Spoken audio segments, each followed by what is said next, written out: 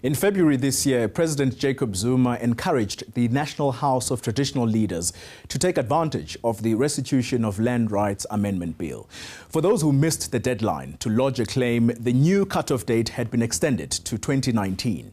But it's created a number of political, cultural and economic dilemmas, as eNCA reporter Thulasizwe Zmelane finds out.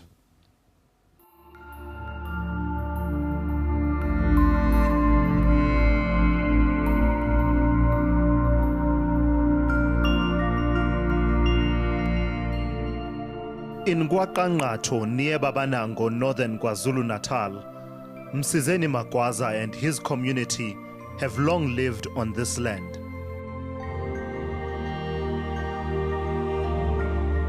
Singabokudabuka lapha lonje ungapha kwami umzala wami usibonelo wakamchunu ukhokho wakhe wayibambile esandlwana besuka encome besuka la bethunywe umbomboshe ukuthi bayolwa namabhunu le usho ukuthi ukhokho wakhe siyazalana lono umama welanywa ubaba wakhe lo mina ke ukhokho wami waye khona esandlwana umkhulu isilo sakwaNobamba uDinizulu sazi ngamehlo. In the 1980s, they were forcibly removed when the farms were turned into plantations for paper mills. Those that stayed worked for white farmers in return for living on the land and keeping their cattle. They lodged a restitution claim in 1998. Government tells them it is still in the research phase. Their hope for restitution has not only been dampened by administrative delays.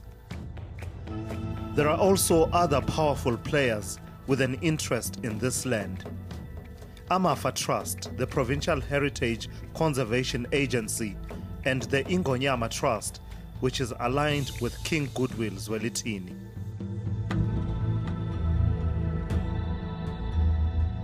Ngokwazi kwethu ise on kodwa abantu bakwa Land Affairs noma bakwa Rural Development sekunesikhashana sibagcinile ukuthi besitshela ukuthi kuqhubekani ngeclaim yethu abagcine bekusho bathe amafa awafuni ukubadayisela umhlaba imali khona. The Amafa Trust bought the land from its previous owners, fencing off a portion of the farm to create a game reserve. This prevented the KwaQanqatho community grazing their livestock and accessing the main water source. Disaster followed. Lapha ngithi nje ungabona amathamba agcwele intaba la. Kwathiwa ke lezi sifo siqhamuka kulezi nyamazana. Yizo ubona odokotela bayazi thina sazi lutho sazi ukusebenza la emaplazini. Odokotela bathi ke yokukufa kuqhamuka enyamazaneni nakuphunza kwembuzi nazi inkomo. Yikho ke lokho nakho lokho sasikhala kubo abama. Ukuthi cha bobo siyemuva thina. Siyalahlekelwa thina. Asisalimi imfuyo futhi esiphila ngayo asisakhona ukuphila ngayo iyafa. Kube khona abaqhamuka bakhulume bona bahloniphekayo bathi sisazoqhubeka sizale inyamazana.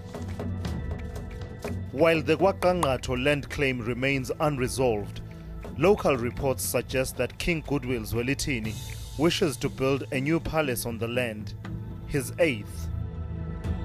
Akuzwakali kahle akwehli futhi hayi ngoba sizonda indlunkulu sithanda impela indlunkulu thina esifuna kucace lo mhlaba sazi ukuthi amafa akahulumeni athola isabelo mali kuhulumeni manje isikhathi eside thina sazi ukuthi sikhuluma namafa kahulumeni ukuthi ke manje umhlaba usungaphansi kweNgonyama Trust nalokho kusenza ukuthi ngempela siyacela nokuthi uadvocate Thuli Madonsela akeke ngenelele kulento ekeze fike emthanjeni wayo sithole ingonyuluka yakho ukuthi kanti kwenzeke kani. The Ingonyama Trust administers around 2.8 million hectares on behalf of communities in KwaZulu-Natal. It's preparing a multi-billion rand land claim which will cover land taken from 1838 onwards. In some instances, this massive claim overlaps with land already claimed by other communities and clans, including the people of KwaQanqathu. This community is now at the point of despair. The position is that they would file a claim in the name of the Zulu nation because land was taken from traditional leadership. A detailed research will have to be done so that we don't claim that which does not belong to us. The Ingonyama Trust's ambitious plans have been encouraged by promises made by politicians. I think those who are claiming should find good lawyers. But there is one crucial obstacle: the existing law. The amendment to the 1994 Restitution of Land Rights Act, signed into law this year, may have extended the deadline for new claims for another 5 years, but it does not make provisions for land lost prior to 1913. Confusion came directly from the president. This is not a small matter. It's a matter that, in my view, you could put together your resources to look at this law, to look at the claims on behalf of your people. The president has been saying to the Khoisan, you'll be able to claim. He's been saying to the houses of traditional leaders, get your lawyers, put in your claims. He's implied that the 1913 cutoff date has been changed. But the law did not change it, and the law could have changed it, because the Constitution gives a base of rights, but government can always do better than that. So they could have gone further back in time, and they didn't. They chose not to, actually for very good reasons, because when you go further back in time, how do you sort out all the overlapping rights that different people occupied the land at different times? If you have a land right or a dispossession that happened before 1913, the Act does not allow us as a Commission on Restitution of Land Right to deal with that. However, I know that the Minister of Rural Development is engaging various parties, especially the Khoi and the San communities, for us to begin to engage on the question of how do we deal with historic landmarks, heritage sites, the Khoi and the San. The purpose of the exceptions is to actually augment that law to ensure that we're not confined to the restitution law, but rather we create a program over time which will consider the Khoi and the San, because they were dispossessed a long time ago. But one of the main issues is whether people in rural areas who fall under traditional authorities benefit from land restitution. In rural South Africa, the economy depends on who controls the land and the cultivation of subsistence and small-scale farms.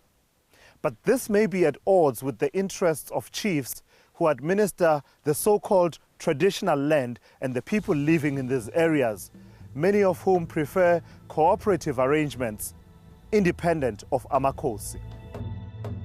The KwaQanqathu claimants attended a workshop where communities were given a platform to voice their concerns about the conflict between their need to live on and work the land with the demands of Amakhosi. Kunodaba liphume kwi-mercury ukuthi isilo sesizowakha eplazini elinama-claims, and isilo futhi last year abafowabo bakubeka kwacaca ukuthi isona kuphela esinegunya lokuclaima lo mhlaba wasemakhosini. Thina funeka siyofunela indawo kwenye indawo, futhi singabantu bokufika la asazi ukuthi bakusho phezu kwamaphi ama-grounds. Ngoba enabantu ngempela bayaxhashazwa. Mina lapha mina nje khona induna edingisa abantu ukuthi leli komiti ke lifike abantu baziphumele eshashalazini babike ngeindaba zabo, abathathu nje badilizile bahamba. Customary law formulated under colonialism and strengthened under apartheid was used as a means of indirect rule. Some feel that this has yet to change. Kwakhe khona imayini Ilapho esasilima khona nje amasima sekhaya sasilima khona singcwabe khona ama-grave awu-11 kuleyo ndawo awakhipha imayini amathuna awamuva ayisa kwenye indawo manje-na-ke uma ngabe sekulokhu zileke uma ngabe seyakhileke sesifaka ama-complain ukuthi hawu kade silima la siphila la mayina wabo sasinaka na ithi mayini hambani ebukhosini uma ngabe sithi siyaya ebukhosini ithi ubukhosi thina sinayo indawo eyenkosi so asinalo ilungelo lokuthi siclaime ngamasimi ekade siphila kuwona.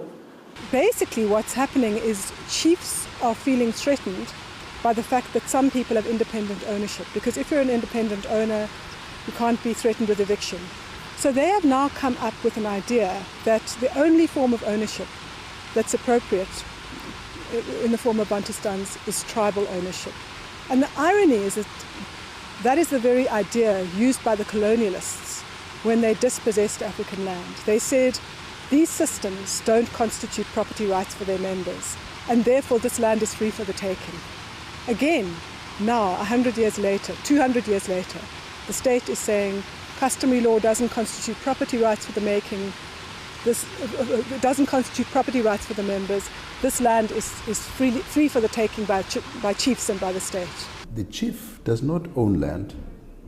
The chief is only a custodian over the land on behalf of the people. So it can be, therefore, that it is a chief that actually benefits. Traditional, I'm talking traditional, that benefits at the expense of the people. It cannot be. It doesn't work that way in tradition. So we want to make sure that we are clear about that, so that it is a community that benefits from the land. And the chief, as part of the community, will benefit from the land. And if he is legitimate or she is legitimate, there's no reason why the chief should fear his or her people. Within traditional political structures of KwaZulu-Natal, ordinary people are subjects of the Amakhosi, and every Inkosi is a subject of the king. The king therefore controls the land, and the Amakhosi are its custodians. We moved from what in Zulu, what we often hear people say, Inkosi, Inkosi ngabantu, to a situation where today, I think one can safely say Inkosi, Inkosi ngahulumeni. Chief is a chief by the government. And if you look at the law, the appointment of Makhosi is done by the state. And so it becomes questionable whose interests Amakhosi serve.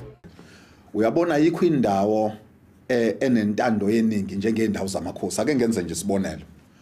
Uma uya emikhandluni yamakhosi lo kuthiwa ama-traditional councils, akhethwa ngentando yeningi kuze kube khona u-60% oqokwa inkosi, kube khona u-40% okhethwa abantu democratic. So akukho la besuke becindezeleke khona. Ayikho indawo ekhululeke nevulele abantu njengendawo yasemakhaya. Kuyaxoxwa kube nezivumelwano ingonya ama-trust iqhamuke ngoba yiyo ekuyiyo esingethe emanage umhlaba on behalf of amakhosi. Kube yiyo ebuka zonke izinto, bathintwa abantu babe ingxenye. Akwazi ukuthi kuthiwe amakhosi akukho la ozwila yakhe nje. These contradictory understandings between government, the chiefs and the people about who owns the land affect the management of its use. The problem is that you have traditional councils and traditional institutions that are busy delegitimizing themselves by getting involved in business and getting big share of business, people going to them. Instead of them, when somebody gets to them and say, I want to run business here, I want to explore mining, I want forestry, instead of calling the people and say to the people, this is what you have, what is your decision, have you got the structure, organize people accordingly, so that people can benefit. In addition to these political problems faced by the people of KwaQanqatho and structures like the Ingonyama Trust, the entire land restitution process faces additional administrative and logistical challenges. The Department of Rural Development estimates the cost would be almost 180 billion rand over 15 years. And that's excluding land claims founded in earlier centuries. The process of taking the land from the indigenous people took centuries, took different forms, and finally ended with the huge majority of the indigenous people with no land. It took wars, it took laws, many things. But when we're supposed to address this matter, we're only given a few years to deal with it. And we felt it was unfair. We acknowledge that it's going to be an expense to the states, but I believe that it's an expense that is necessary because the consequences of ignoring the plight of the most vulnerable of our society is one that we can ill afford. When we deal with land, we must know we're not dealing with money. We're dealing with human lives. We're dealing with people with emotions, with aspirations.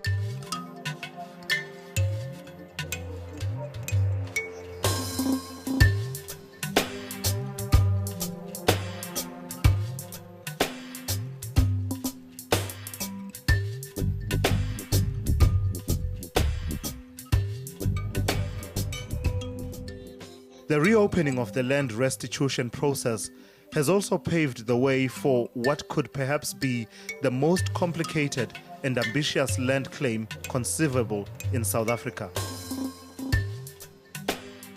We are first indigenous people to this country, and that's why we are entitled.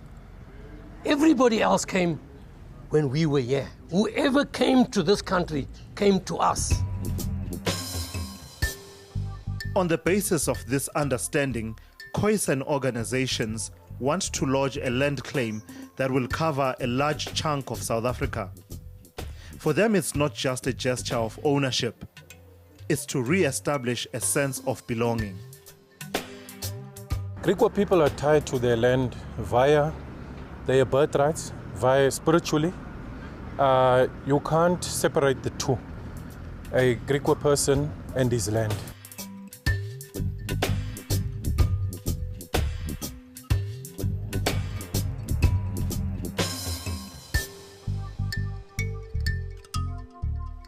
Sometimes we come here alone. When you just want to be in peace or with your soul or search your inner self.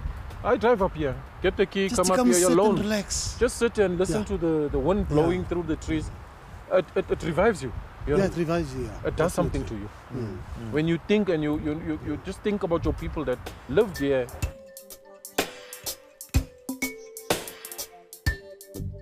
This belongs to us. This is our history, it's our culture, our ancestral land. Our ancestors are not happy, I can tell you. As the law stands, Ralph Reuters is still excluded from claiming his ancestors' land. Addressing his needs will complicate government's task of mediating between competing claimants.